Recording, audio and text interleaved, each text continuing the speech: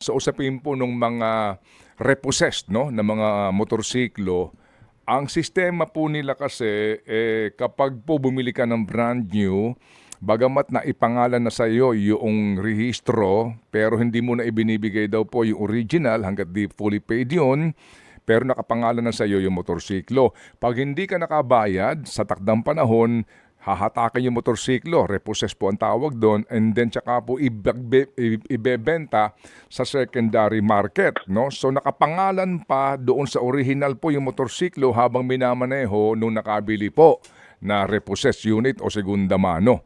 Ang sinasabi po nila, pinapipirma po ng blank deed of sale, yan po ang kalakaran, ano?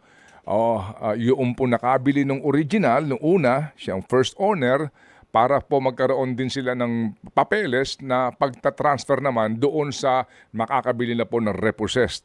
Doon po sa deed of sale na blanco po, open deed of sale. Ngayon pa lang po, ano po ang inyong kaisipan dito kung talaga pong ipagbabawal na ito? Yun po talaga ang ating gustong i-prevent po, Sir Ted. Kaya that's why the administrative order po was issued, considering na yung mga open deed of sale na po ito, marami pong epekto na pwede pong mangyari, katulad po kung yung ginamit po sa krimen, yung motor, sa record po ngayon, yung registered owner pa rin po ang hahabulin.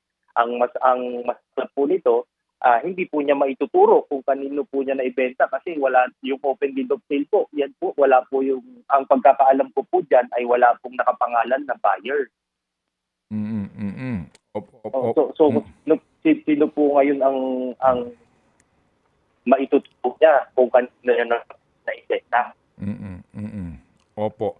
Sige po. So, yun nga, ito yung conundrum, ika nga, na inyo pong bibigyan po ng solusyon, attorney. So, sa ngayon po, Yes po. sa ngayon po, na mga gusto pong mag-change of ownership, motorsiklo man yan, o automotive vehicle man po yan, sa ngayon po, under the existing Republic Act na dalawa na umiiral po, pwede po ito nang wala pong kaukulang multa na ipapataw ang LTO if they do it now.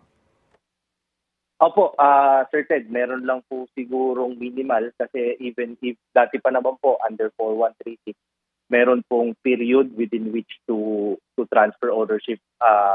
Ang basehan po dito yung date of notary. Pero I think it's only 150 penalty po, Sir Ted. Okay. Sige po. Yun lang po ang administrative fine so far po na effective. Yes po, Sir Ted. Yes po. Okay, 150 pesos. Ano po? Okay, sige. Opo. Opo. Yun po muna po ang iiral ngayon. Kumbaga parang may amnesty na informally may amnesty. Ano po, attorney? Kano po ang dating? Opo. Yes, sir. Yes, sir.